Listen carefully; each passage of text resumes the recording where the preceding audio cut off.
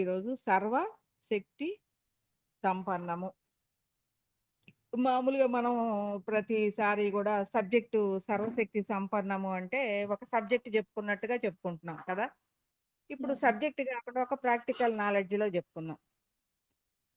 ఇప్పుడు మనము ఒక ఒక ఇల్లు తీసుకున్నట్లయితే, ఇంట్లో అమ్మ ఎలా ఉంటుంది? తన ఇంట్లో ఉన్న అందరినీ కూడా తన నాలెడ్జ్‌లో ఉంచుకుంటుంది. ఎవరికెప్పుడు ఏం గావాలి? వాళ్ళ ఆలోచన ఎలా ఉంటది? ఈ పిల్లల ఆలోచన ఎంతవరకు తింటారు? వీళ్ళ ఆలోచన ఎలా ఉంటది? వీళ్ళైతే ఏది చదవగలరు? తను భర్తకి ఏ టైంకి ఏది చేయాలి? తన ఆలోచన ఎలా ఉంటది?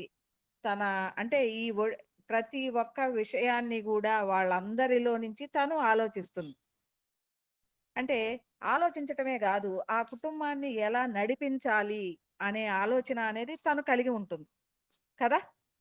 అంటే ఇలా కలిగి ఉన్న ఒక అవగాహన స్థితి ఏదైతే ఉందో, అలాగే సర్వములో గూడా సర్వశక్తి సంపన్నంగా అంటే భగవంతుడు అనేవాడు తన నుంచి సృష్టింపబడిన తన నుంచి సృష్టింపబడిన ఈ సర్వవ్యాపకములో ఉన్న అన్ని స్వరూపాల యొక్క అవగాహన కలిగి ఉంటాడు.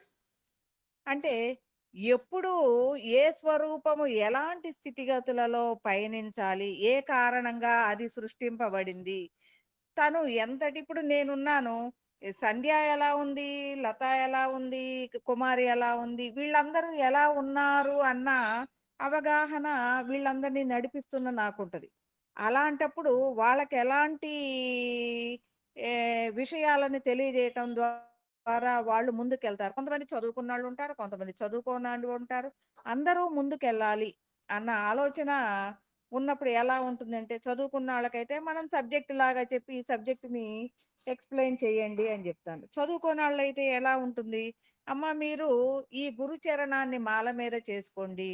లేదు దీని మీద దృష్టి పెట్టి ఇలా అవగాహన చేసుకోండి. ఇలాంటి విషయంగా మీరు లోపలికి ప్రయాణించండి. అంటూ చెప్పినప్పుడు వీళ్ళు మనలాగా చెప్పలేకపోయినా మనతోటి పాటు సమంగా లోపల ఎదుగుతూ ఉంటారు. అంటే వాళ్ళకి లోపల అవగాహన వస్తుంది. ఇప్పుడు రామకృష్ణ గారున్నారు. నీకులాగా నేను పదాలు పలకలేనమ్మా నాకెలా అంటే ఆయన అన్నీ అనుభవ జ్ఞానంగా తీసుకొని నాకిలా వచ్చింది, ఇలా వచ్చింది అని చెప్పుకుంటూ ఉంటాడు. అంటే మన మన ఈ ప్రయాణములో ఈ భగవంతుడు అంటే కృష్ణ పరమాత్ముడు చెప్తూ ఉంటాడు. అన్నిటిలో ఉన్నది నేనే, అన్నిటిని నడిపించేది నేనే. అంటే అలా ఆయన చెప్తూ ఉంటే మనకేం అర్థమవుతుంది అంటే ఏదో అంతా భగవంతుడు ఆయనే ఉన్నాడు. ఆ స్థాయిలో మనమున్నప్పుడు అంటే మనం ఎలా ఎదుగుతున్నాం? రాక్షసత్వం నుంచి మానవత్వము, మానవత్వం నుంచి దైవత్వము, దైవత్వం నుంచి శివత్వం. అంటే ఇలా ప్రయాణం చేస్తున్న మనము దైవత్వ స్థితికెళ్ళేసరికి ఆ కృష్ణ పరమాత్ముడు ఏదైతే చెప్తూ ఉన్నాడో ఆ స్థాయిలో మనము మన చుట్టూ ఉన్న సమస్తాన్ని నడిపించే స్థితికి మన హృదయము అనేది ఎదుగుతుంది. అంటే ఎలా ఉంటుందది? ఒక తల్లి ఆ కుటుంబాన్ని ఎలా తన ఆలోచనతో వాళ్ళందరికీ అవగాహన ఏ ఏ విషయాలు కావాలో ఎలా అవగాహనాత్మకంగా ఉంటుందో, సమస్తములో నిలబడి ఉన్న హృదయము అనేది అలాంటి అవగాహన అంటే తన నుంచి సృష్టింపబడిన అనేక స్వరూపాల సమాహారంగా తనుంటదనమాట. అంటే ఇక్కడ స్వరూపానికి జెండర్ లేదు కదా! స్వరూప స్థితి, ఆత్మస్థితి అంటే జెండర్ లేదు. మనం ఆడ, మగ, కృష్ణ భగవానుడంటే మగాయన, లేదు అమ్మవారంటే ఆడ అనేది. ఇది మనము ఊరికే మనకు తెలియటానికి సనాతన సాంప్రదాయం నుంచి వచ్చిన సాంప్రదాయం మాత్రమే. ఉన్నది అక్కడ జ్ఞాన ప్రకాశమే. అది భావనాత్మకమైన స్పందనల ద్వారా మాత్రమే ఈ విశ్వాన్ని నడిపిస్తుంది అనేది మనకి అర్థమవుతుందనమాట. ఇలాంటి స్థితిలో మనలో కూడా సర్వశక్తి సంపన్నంగా అంటే ఇప్పుడు మనం ఎంత అజ్ఞానంగా ఉన్నాము అనేది ఆ కుటుంబంలో ఉన్న ఆ తల్లికి తెలుస్తుంది. అలాగే సమస్తంలో ఉన్నవాళ్ళు పరిపూర్ణమైన స్థితికి అంటే తన స్థాయికి వచ్చే వరకు ఎలాంటి విషయాలలో అనుభవ జ్ఞానాలు ఏ జన్మ అనేక జన్మల సమాహారం మనం.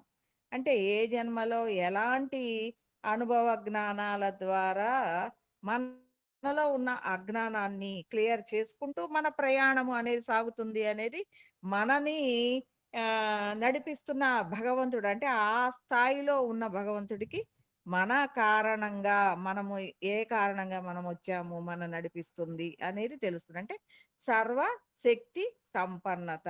అంటే శక్తి సంపన్నత అంటే ఏంటి? ఈళ్ళందరినీ నడిపించే స్థితి అనేది కావటమే ఆ సంపన్నత. అంటే ఆ స్థాయిలో ఆ హృదయం నిలబడి ఉండటమే ఆ సర్వాన్ని శక్తిమయంగా ఉన్న ఆ సంపన్నత్వాన్ని కలిగి ఉందన్నమాట. ఇది మనము ఆ హృదయం ఎలా ఉంది? మహాప్రయోజన హృదయంగా ఉంది. అలాంటి మహాప్రయోజన హృదయంగా ఉండి ఆహ్, తను తన యొక్క అవగాహన స్థితిలో ఎప్పుడూ కూడా మతి అనేది అంటే మనసు అనేది అలాంటి గమనం ఎప్పుడూ గూడా నిరంతరమైన సర్వవ్యాపకత, సంపూర్ణత కలిగిన హృదయంగా అది ఉంటుంది. అంటే ఆ స్వస్థత స్థితిలో ఉంటుంది. స్వస్వరూప స్థితి, స్వస్థత స్థితి కలిగి ఉండటమే స్థిత ప్రజ్ఞత. స్థిత ప్రజ్ఞత్వం ఎప్పుడొస్తుంది? సర్వజ్ఞత కలిగి, సర్వశక్తి సంపన్నంగా తాను అన్నీ చేయగలుగుతున్నప్పుడు, తన హృదయం ఏమవుతుంది? తన చుట్టూ జరిగే వాటన్నిటి యొక్క అవగాహన తానై ఉంటుంది. అంటే మన ఇంట్లో మన పిల్లలు మళ్ళీ ఎగ్జాంపుల్‌కొస్తున్నా. మన ఇంట్లో నా పిల్లలు చేసే పనుల్లో అవకతవకలకి సంబంధించిన విషయాలు ఎవరు పడాలి? వాళ్ళు పడాలి, నేను పడాలి. కదా! వాళ్ళు మనం చెప్పినా కూడా అజ్ఞానంగా చేసే పనులకి వాళ్ళు బాధ్యత అనేది కొంత నేను చెప్పినా వినలేదు, వినండి అని తల్లి చెప్తూ ఉంటుంది. ఎందుకంటే తను అయన్నీ దాటి వచ్చింది కాబట్టి, ఆ అవగాహన కలిగి ఉంది కాబట్టి తను చెప్తుంది. కానీ ఇక్కడ మన మనసు అనేది భగవంతుడు చెప్పినా తీసుకోని పరిస్థితిలో ఉంది. అదే స్థితప్రజ్ఞతకొచ్చిన స్థితిలో భగవంతుడు ఏదైతే ఇస్తున్నాడో, ఏదైతే తెలియజేస్తున్నాడో ఇక్కడ డైరెక్ట్‌గా అందుతుంది. స్థితప్రజ్ఞత స్థితిలో. ఎందుకు అంటే ఇక్కడ మనసు లేదు. హృదయం అయిపోయింది. మనసేమైంది? హృదయం అయిపోయింది. ఎలా ఉంది? మనం సినిమా జూస్తూ ఉన్నాం. ఇక్కడ మన ఆలోచన లేదు. డైరెక్టర్ గారి ఆలోచన మాత్రమే మనం జూస్తుంటాం కదా! అంటే సినిమా చూస్తూ ఉన్నప్పుడు ఎలా ఉంటుంది? అందులో ఉన్న బొమ్మలన్నీ గూడా ఆనందమయంగా అది తిరుగుతూ ఉంటుంది. మనం వాటితో లయమైపోయి చూస్తూ ఉంటాం. కదా! అంటే ఇక్కడ ఏమి యాక్టివ్ అయింది? మన హృదయం యాక్టివ్ అయింది. మన మనసు లేదు. ఎందుకంటే మనసు ఆలోచనల నుంచి అదేం మార్చలేం గదా! కాబట్టి మనము సినిమాకెళ్ళినప్పుడు బాగా ఆనందపడతాం. ఎందుకు పడతాము? మన మనసు ఆలోచించదు. వేరే హృదయాన్ని మనం దర్శిస్తూ, ఆ హృదయముతో లయమయ్యి ఆ పని చేస్తున్నాం.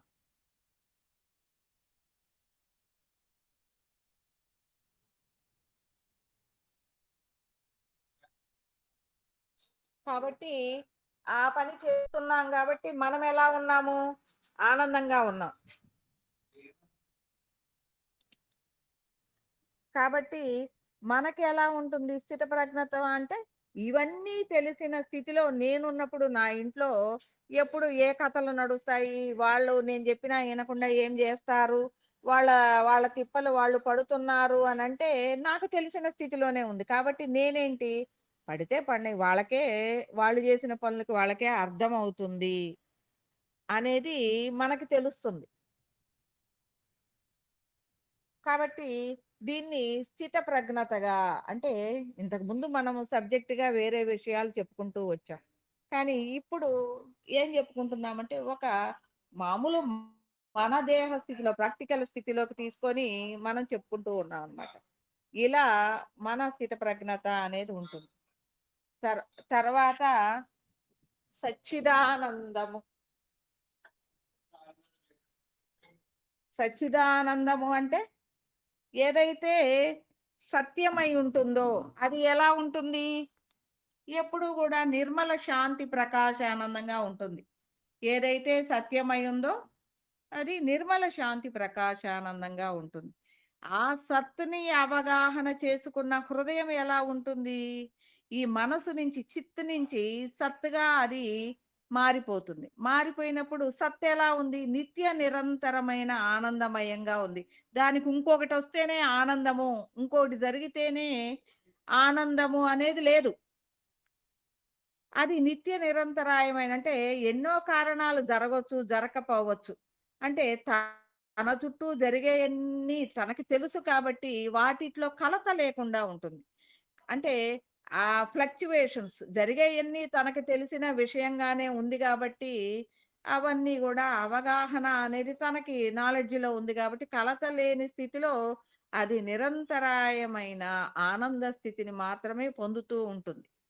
ఇది సచ్చిదానందం. అంటే మన మనసు అనేక స్థితిగతులను దాటి హృదయ స్థితిలో గూడా తన వాసనా బలాలని తొలగించుకుంటూ అంటే ఈ ఫ్లక్చుయేషన్స్ ఎన్నో ఉంటాయి. ఈ మనలో ఉన్న అరిషడ్ వర్గాలు దాన్ని నిరంతరము గూడా మార్చివేస్తూ ఉంటాయి. అలా, అలా మార్చివేస్తూ ఉన్నా కూడా మారని స్థితిలో మనము నిలబడి ఉండటమే స్థితప్రజ్ఞత అవుతుంది. అలా మారకుండా మనం ఎలా ఉంటాము? వజ్రముఖత్వ స్థితికి ఎళ్ళినప్పుడే మహా ప్రయోజన హృదయంగా ఉంటాము.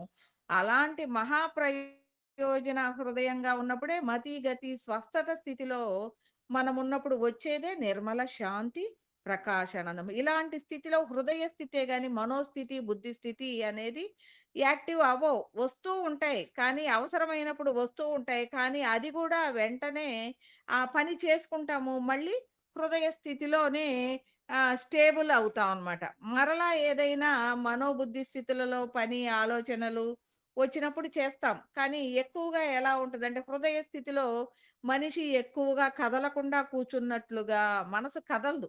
లోపలిది కదలదు. మనసు గాదు. లోపలిది కదలదు. కాబట్టి ఆధ్యాత్మికం జేసేవాళ్ళు కొద్దిగా బద్ధకస్తులుగా ఉంటారు అనుకుంటారు.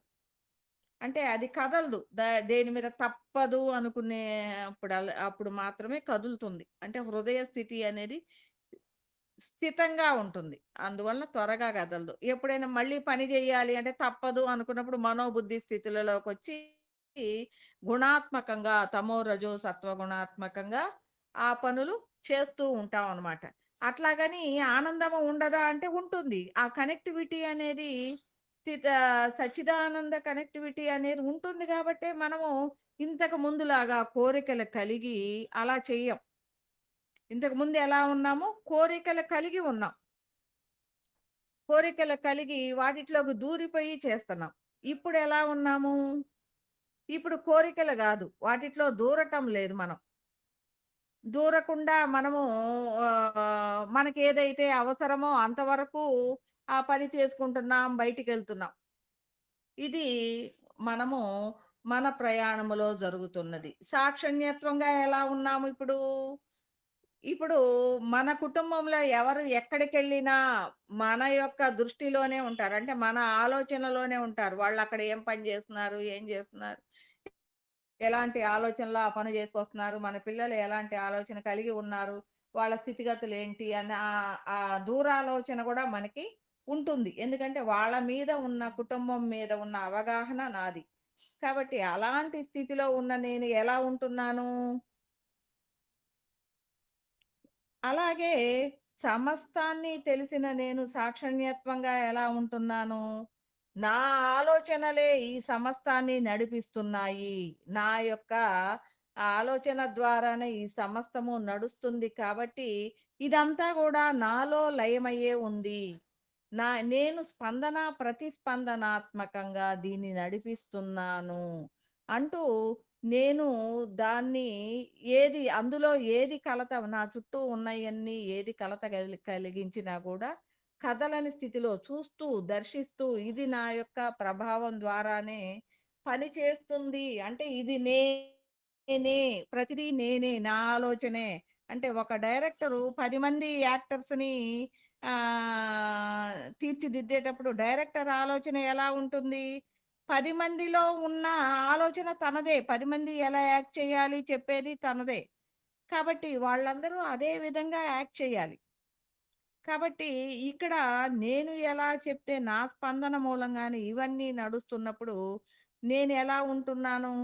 వాటన్నిటిని దర్శిస్తూ నా నా ఆలోచనా స్థితిగతులనన్నీ దర్శిస్తూ నా జ్ఞాన స్థితిలో వాటిట్లో ఏదైతే అజ్ఞానం ఉందో దాన్ని తెలియజేస్తూ అనేక అనుభవ జ్ఞానాల ద్వారా దాన్ని తెలియజేస్తూ ముందుకి నడిపిస్తూ ఉన్నాననమాట. ఇలాంటి అనుగ్రహమైన ప్రయాణము అనేది సాక్షణ్యత్వంగా సమస్తాన్ని కూడా దర్శిస్తూ ఉండటమే సాక్షణ్యత్వం. ఎందుకంటే ప్రతి దానిలో ఉన్నది, నడిపిస్తున్నది, చేస్తున్నది సమస్తము ఏకత్వంగా ఉన్నదా అయి ఉన్నది అంటే అంతా నేనే. ప్రతి దానిలో ప్రతి రూపంగా ఉన్నది నేనే, నడిపిస్తున్నది నేనే, చేస్తున్నది నేనే, ప్రతిస్పందనలు నేనే. కానీ నేనెలా ఉన్నాను? కదలకుండా ఉన్నాను. నిమిత్త మాత్రంగా. అంటే నా దృష్టిలోనే అదంతా ఉంది. నేను అందువలన కదలకుండా ఉన్నాను. కాబట్టి అలా నిమిత్త మాత్రంగా సమస్తము తాన ఎరుకలో ఉన్నదే సాక్షణ్యత్వము, అద్వైతము, ఏకత్వము. ఇది ఇంతవరకు. ఈ సమస్తాన్ని ప్రియత్వ హృదయంగా లయమై దాన్ని నడిపించేదే ఈశ్వరత్వము. అంటే ప్రతి దానిలో గూడా మనము తెలుసుకునేంత వరకు కూడా మనలో ఉన్న ఆనందమయంగా ఉండి మనకప్పుడప్పుడు కనెక్టివిటీ అయ్యేదే ఈశ్వరత్వం. కానీ ఆ స్థాయికెళ్ళినప్పుడు పూర్తి ఆనందమైన స్థితిలో కనెక్టివిటీ అయ్యేదే ఆ ఈశ్వరత్వం. ఆ స్థాయికి చేరుకున్న దాన్నే ఈశ్వరత్వ హృదయము అంటాం.